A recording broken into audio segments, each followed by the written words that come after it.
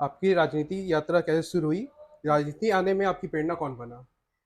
देखिए, मैंने पहले भी कई मीडिया चैनलों के माध्यम से मैंने बताया हुआ है कि मैंने मेरा जब मैं मायके में थी, जब मेरा विवाह नहीं हुआ था, तब मैं पत्रकारिता में थी।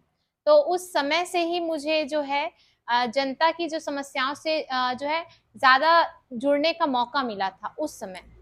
तो मैं उनसे जुड़ी रही और मुझे जनता के लिए काम करने का जो है अंदर से एक ऊर्जा उत्पन्न हुई कि मुझे नहीं, जनता के लिए काम करना है और मैं उनके लिए ही काम करना चाहती थी और मैंने किया भी है।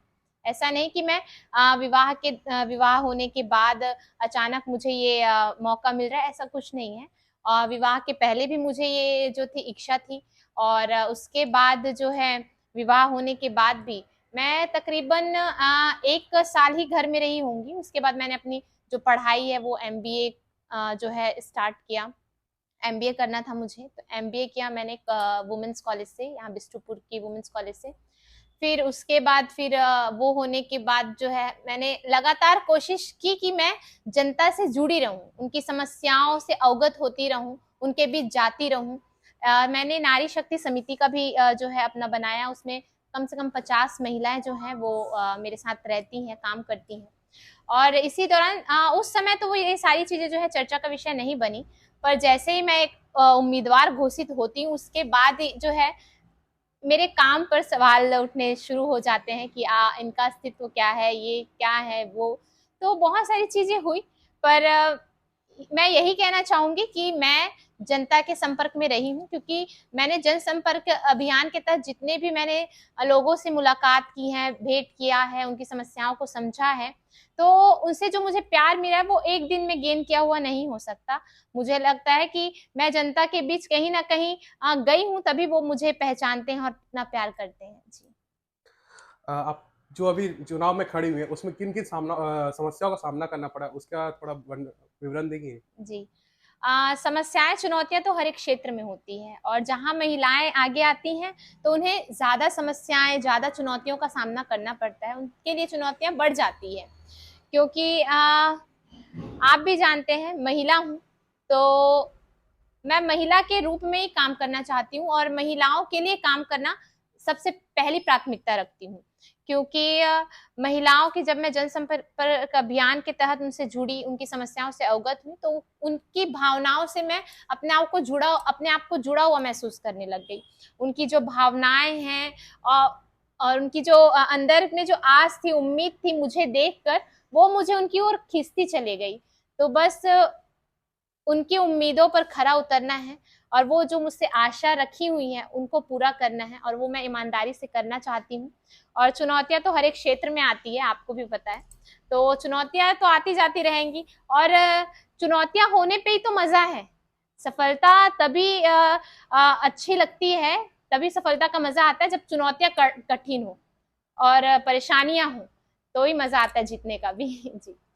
आपने अभी अपना पूरा क्षेत्र घूमा है। जी। इस जी। क्षेत्र में क्या-क्या समस्या है, उनको बदलाव में आप क्या-क्या करना चाहती हैं? जी, देखिए, लोग कहते हैं कि सिर्फ नाली, सड़क, पानी, बिजली यही समस्या नहीं है, और भी कई समस्या हैं। पर मैं ये कहना चाहूँगी कि अगर आप बस्तियों में जाएँ, तो वहाँ देखिए, हमें तो वो सारी सुख-सुविधाएँ मिल जाती हैं। बिजली, अगर आप क्वार्टर में हैं तो बिजली आपको फ्री मिल जाएगा, आपको पानी जो है वो फ्री मिल जाएगा। पर जो बस्तियों में रहते हैं उनके लिए तो ये भी बहुत बड़ी समस्याएँ हैं, जो उनसे गुज़रते हैं। मैं वहाँ गई, उनसे मिली, तो उन्होंने अपनी समस्याएँ बताई कि उनकी जो ज़्यादा से ज़्यादा ज़रूरी वाली समस्याएँ हैं, वो है उन्हें पानी मुहैया कराना, स्वच्छ पेयजल, बिजली, नाली नाली की व्यवस्था करना।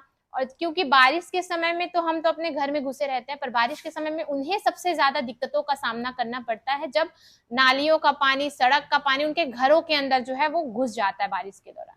तो ये सारी चीज़ें उनके लिए बहुत बड़ी लगती हैं और बहुत अहम है। तो मैं चाहूँगी उन्हें मैं प्राथमिकता से करूँ। और बहुत सी चीज़ें हैं, जैसे रोज़गार, महिलाओं को जो है आत्मनिर्भर बनाना और रोज़गार मुहैया कराना।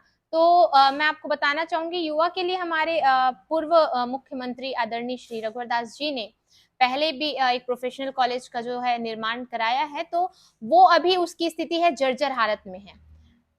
5 साल जिनकी सरकार रही है उन्होंने उस पर कोई ध्यान नहीं दिया। अभी आप जाकर देख सकते हो खंडहर बना हुआ है। तो उस प्रोफेशनल कॉलेज को मुझे खुलवाना है ताकि युवाओं को अवसर प्रदान हो, उनके कौशल में विकास हो, महिलाओं के कौशल में विकास हो। बस यही चीजें मेरी प्राथमिकता रहेगी। और मैं बस्तियों में गई तो वहां की हमारी मातृत्व शक्ति की एक और समस्या पाई गई जो बेहद गंभीर है। और मुझे लगता है ज्यादा से ज्यादा महिलाएं इससे जूझ रही हैं। नशा, जो हमारे युवा नशा की ओर जो है जा रहे हैं, तो उन्हें उस चीज से हटाना, उन्हें देश के प्रति लगाना, अपने कार्य के प्रति लगाना, क्योंकि युवा हमारे देश का भविष्य है। अगर वो किसी गलत कार्य में पड़ जाते हैं तो न केवल घर को, पूरे जो है राज्य को, पूरे देश को जो है क्षति पहुंचती है। तो मेरा मानना है कि जो है नशीले जो पदार्थ है उस पे रोकथाम लगाया जाए। और मैं अपनी तरफ से पूरा प्रयास करूंगी कि मैं जागरूकता फैला सकूं लोगों में और उनके घर को बर्बाद होने से जो है बचा सकूं। यदि आप जीतती है तो पहले क्या क्या कार्य करना चाहती हैं कि जिससे मतलब युवाओं, महिलाओं और बाकी अदर जो कैटेगरी है उनको प्रॉफिट हो जाए?